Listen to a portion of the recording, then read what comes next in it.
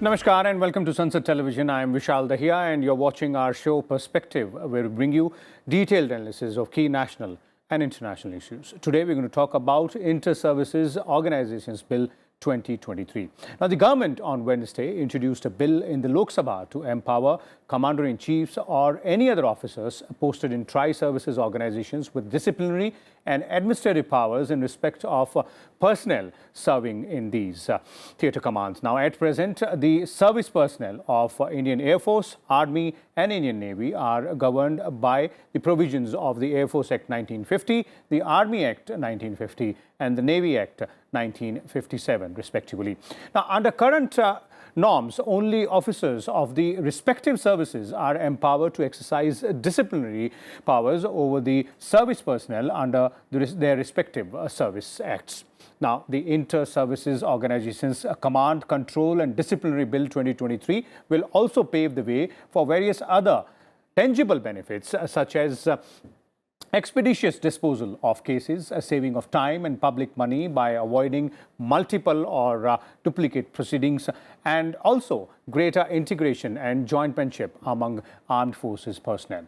As per the theaterization plan, each of the theatre commands will have units of Indian Army, the Indian Navy and Indian Air Force, and all of them will work as a single entity looking after security challenges in a specified geographical territory under an operational command. So today we'll try and understand a bit more about the theaterization plan and also why this piece of legislation is crucially important on this plan there. And for more on this, we're joined by a distinguished panel of experts. Let me first introduce them to you, beginning with, in the studio with me here is retired Major General Dhruv C. Katoch. He's the Director of India Foundation. Welcome, General Katoch, to our studios.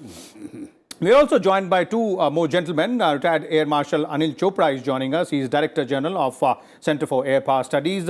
And retired Vice Admiral Shekhar Sinha is also with us, former head of the India's Western Naval Command. Welcome to both of you as well. Let me begin with you, General Katoch, and let's start by understanding a bit more about the correlation when we're talking about this piece of legislation, the plan of theatre commands as well, and what the bill says, this particular bill says. Why is it important? Firstly, let us get down to the theaterization per se. Now, this has been a long-felt demand of the armed forces, and it is still a work in being. Now, basically, when we look at theaterization, we are looking at, you can say, the oceans. There could be two theatres there. We are looking at Pakistan as another theatre and China as another theatre. So the aim or the rationale behind the thought process was that there will be no duplication and all the resources can be employed in a synergistic manner through one theatre commander. Okay. As of now, we've got 17 commands, of the Army, Navy and Air Force spread all over. And once the theaterization comes in, they'll be reduced to about half a dozen or so. Now, that was generally what the purpose of theaterization was. It was supposed to get that element of synergy into your operational capability. And ultimately, or perhaps the ultimate aim would be that there would be the CDS who would be the operational commander of the entire forces. Now, I'm not sure if the CDS will be the operational commander or he will just be the administrative head and the service chiefs will continue with their respective functions. That is still a work in progress. But when we look into this particular bill, it talks about command, control and discipline. Now, most people in the country may not be aware of the fact that in the military, the powers of punishment only rest with the commanding officer. Now, besides the commanding officer, let us say there is a particular unit, an infantry unit, the power to punish any man in that unit rests only with the commanding officer, not with the brigade commander or the divisional commander or even the army chief. So, if now when we are moving into a tri-service environment and say there is a unit which has got personnel from all the services, then a problem really comes up as far as the disciplinary aspect is concerned, because there may be a soldier who is or an officer who is functioning under the Navy Act. Somebody else will be under the Air Force Act and a third person under the Army Act. Now, in a situation of that nature, for the commanding officer to carry out disciplinary proceedings, becomes a problem. And I think those sort of issues will be addressed as far as the Inter-Services Organization Bill 2023 is concerned. Okay. So I think it's a very positive step. So it takes care of, that sort of basic, level ground field, level playing field. When we're talking about, these officers who will serve as part of the Tri-Services Command or the Theatre Command, which we are talking about, and ensuring that it becomes easier for the commanding officer or the commander-in-chief of that particular command. Let me bring in, Admiral Shekhar Sinha here as well. Admiral Sinha, we already have a Tri-Services Command in Andaman Nicobar. So what's the experience out there? As in, because we learn from our experiences, and as Jal Katoj was also pointing out, there is a plan as well, and then accordingly we change our plans or tactics and strategy as well. Vishal, thank you very much for getting me on your show. Let me give you a very practical experience, having spent about 3.5 years in the headquarters IDS, where the Tri-Service Commands for all ADAM and operational issues used to report. The problem was, as General Katoj said, that personnel of the three services are governed by their respective acts of their service. So as a commander-in-chief of, let us say, Andaman Nicobar Command, as an if I had to try out by a court-martial an Air Force officer or an Army officer, I could not try him out. I had to send the whole proposal to the nearest Army commander or the Air Force commander, who would then institute a court-martial for him, and then he will award the punishment. So it was really causing a lot of hurdle in disciplinary action of the officers and men, because they were being governed by their own acts, and rightly so. Therefore, it was necessary to get them into a joint services or a combined services act, and give the equivalence that a commander-in-chief, irrespective of which service he is, he can try out or he can order in court-martial or investigation on officers and men of the other two services if they're serving under his command, his jurisdiction. Why it requires?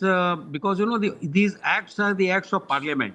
3 acts that you mentioned, Air Force, Navy and the Army, these acts are of the parliament, and therefore no other authority less than the parliament actually enact another act which will be superimposed on all this. So I think broadly this is a very good thing to happen, and I hope that it goes into various other sectors.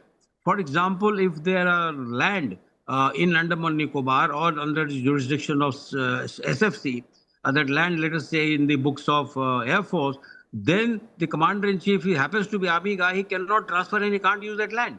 And therefore, we have had massive problems for everything to come back to service headquarters and depend on the whims and fancies of the service headquarters to utilize that land which was required operationally for a service operation. So I think I have managed to convey this in the perspective, Vishal.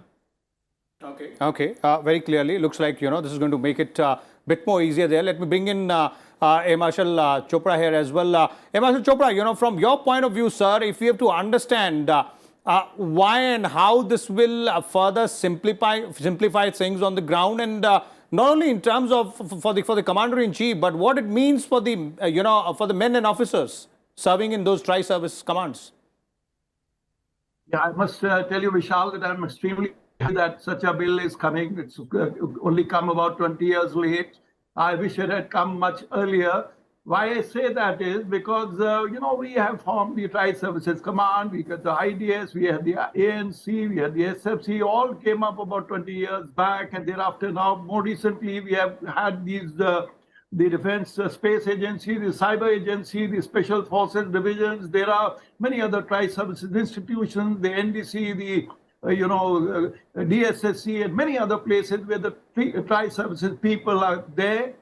There was a need that the commander there must have the authority to take administrative and disciplinary action against individuals. It's for officers, it's for other ranks. So I think it was badly overdue. I have been a member of the Armed Forces Tribunal. I have seen many types of cases that come into tribunals, and I thought that this is a very welcome change. I must also tell you, as the other two very distinguished speakers have said, that there is so much more needs to be done if we really want jointness, which should have been done long time back. And we have been in service. While I was in service, we used to talk about it.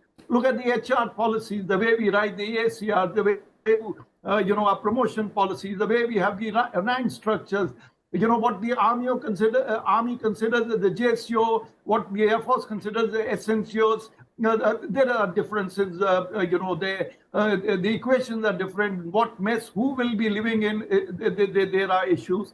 So there are a large number of issues. See, if we are ultimately heading for theaterization and more joint organizations, there is a need that the three services come on same footing. I must tell you, as of today, I would like to be serving under an officer. They're the most liberal writing in the ACRs. And the worst thing will perhaps be to be under a naval officer, because he will be perhaps writing the way a good ACR should be written. Admiral Sinha is smiling. Air Marshal Chopra looks like he's in agreement.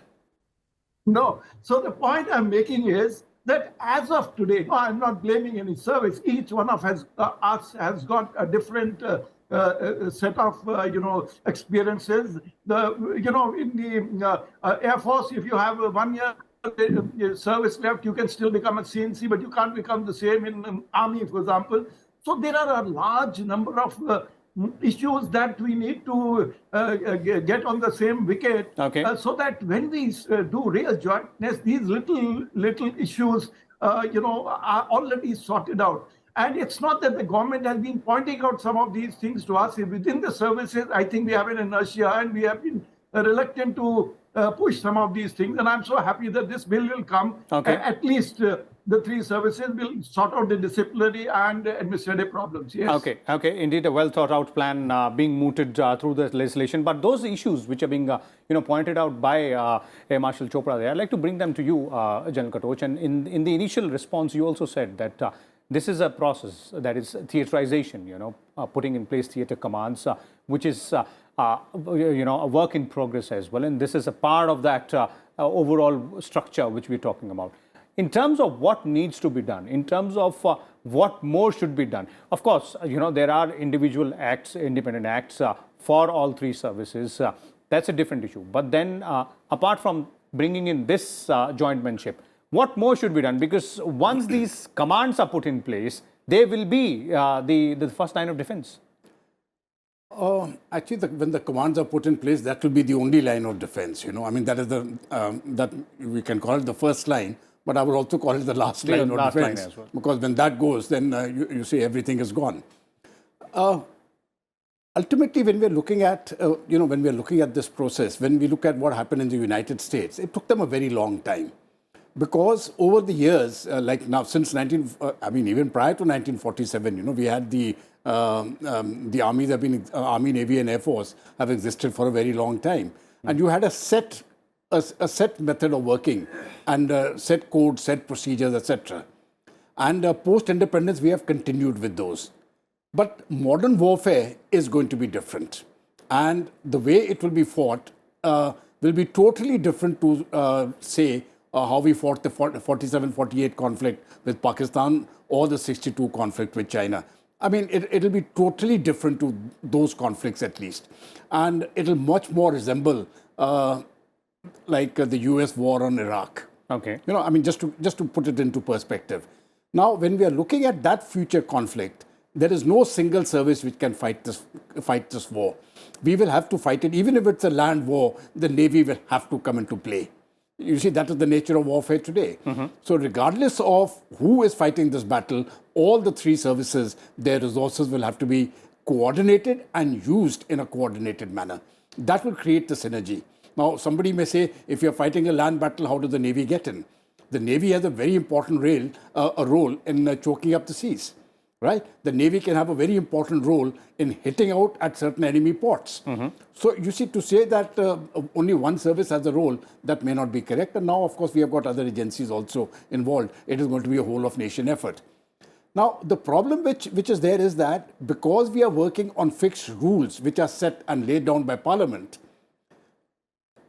once you get onto the jointness, then some of those rules may have to be changed. Right? Now, That's the motive yes. of the bill here. That is the motive. So command, control and discipline has now been catered for. So when we are looking at a future theatre commander and say he's, let us say there's an Air Force theatre commander looking after one of the theatres and he wants to move an army unit somewhere. Now, because it is under his command and control, that movement can take place. He doesn't have to refer back to the service chief. And similarly, if there's an army chap and something has to be moved off the other services, now that movement can take place. Obviously, it is not going to be an ad hoc movement because in the respective theatres, if there is a naval theatre commander, he will also have as his, next in line, the number two, as they call them. They will be from the Air Force and the Navy. And the same system is applied if there's an Air Force or an Army commander. Okay. So that advice, that level of advice from the other services at the 3-star level will also be present. So it will not be a sort of a unilateral decision. But now it is enabling. You've got that power. And I think we have to move towards that. There may be certain, you see certain services, they have certain challenges as far as going ahead with this is concerned. And there are very logical reasons for that. But we will have to work around those systems so that we can use the optimum capability of each of the services for the end state which the nation wishes to achieve. Indeed. Indeed, the service of the nation is the end goal, the ultimate objective which is to be fulfilled, and that is why this jointmanship is being focused so much on. Admiral Sinha, as both the gentlemen here are pointing out, in terms of, adjusting ourselves, our strategies, our tactics to the modern warfare, and that is where the concept of theatre commands comes in place. So what more, according to you, needs to be done? You've been there, you've seen how, sort of a tri-service command functions or the issues there involved.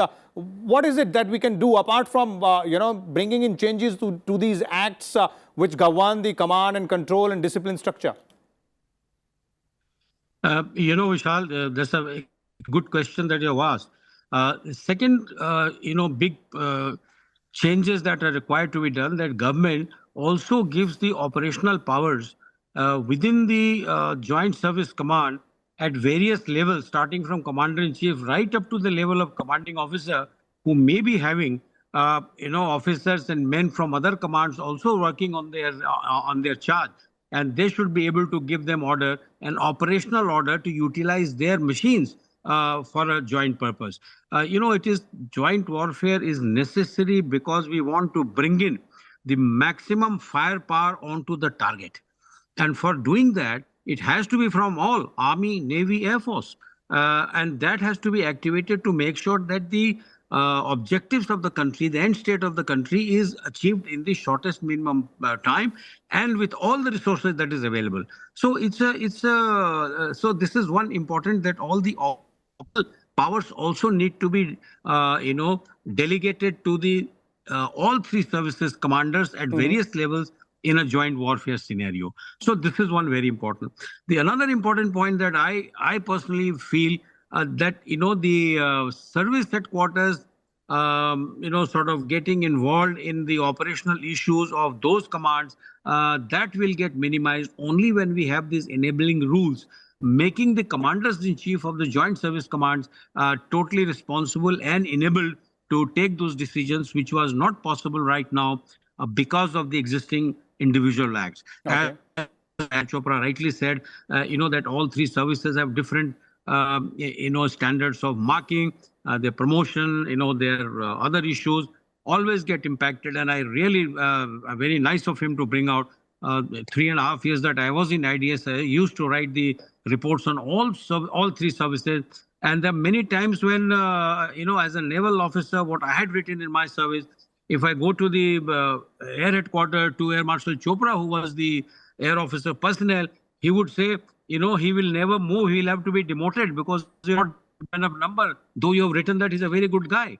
And if I go to the army, the MS would just throw it. He said, come on, sir, this is just not done. So these things we learn over a period of time. Okay. And therefore, they're making a standard procedure for reporting is very, very important. Okay. Air Marshal Chopra, another important aspect which I can gather from the views expressed by you when we're talking about theatre commands or tri-service commands is the issue of logistics as well. how do we deal with that? And do you believe that with this bill in place, command, control, and disciplinary structure is unified, then this will have an impact on that aspect also, because it's all about logistics as well. Absolutely, Vishal. I totally agree with you that it is going to make a change on many, many issues, operational, administrative, and logistics. But before that, let me, explain a few more things. Firstly, of course, often the Air Force is being told that Air Force is the ones who are not allowing the theaterization to be pushed. But I must tell you that I think theaterization is on, and everybody has to be on board. We have to just find whatever the challenges are. We have to circumvent.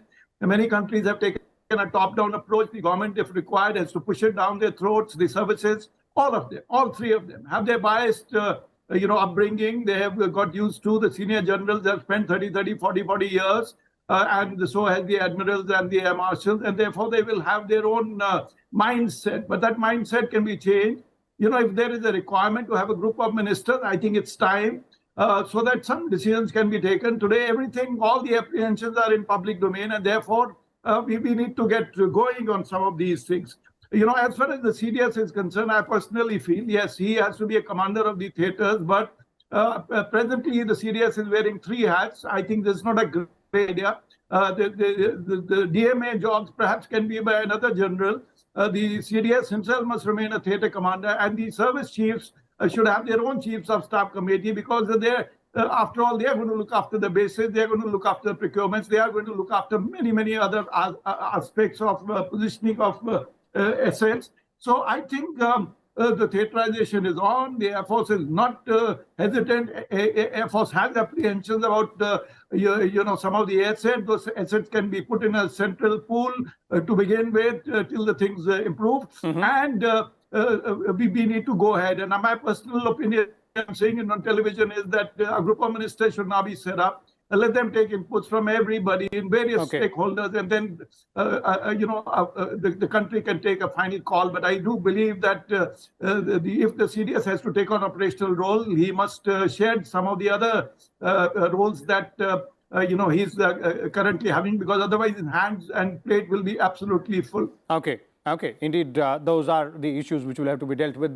General Katoch, you've been listening patiently, to all these aspects. Logistics is the one aspect I pointed out. The other few pointed out by, Air Marshal Chopra and Admiral Sinha as well. Quick concluding comments from you on the way forward from here onwards, because we've almost covered, most of the journey in terms of, planning it, putting it in place, and with this bill, we've taken one more step ahead. Vishal, very frankly, integration has taken place to quite a large extent. When you look at the Andaman and Nicobar Command, the Strategic Command, etc. But certain points like what Admiral Sinha brought out about land use, I think that needs to be incorporated immediately, and it is doable. It requires another bill. So that can be done, say, within a month or so. There are certain issues which I think will take much longer. Right, especially as far as operational capability or the command and control structures are concerned, but that can be done. The second, something which can be done very, very quickly is really logistics. And that is very, very doable. And I think we should focus on what we can do immediately and let the others be a work in progress. Within 5 to 10 years, I'm quite certain all the systems will be in place. Okay, wonderful. Nice to hear that, and we'll be looking forward to that and having more discussions on this thing. Meanwhile, thank you so much, Major General Dhruv Katoch, Vice Admiral Shekhar Sinha, and Air Marshal Anil Chopra as well, for sharing your valuable inputs and insight. As you heard from the gentlemen, the esteemed guests whom we had on our show from all three services, their views on the theaterization of commands. This particular bill, Inter-Services Organizations Bill 2023, which talks about putting in place a unified command, control and disciplinary structure when we're talking about tri-services commands or jointmanship. There are other issues as well which need to be dealt with, and we will continue to have a discussion on those aspects also. Till then, keep watching Sansad Television. Thank you.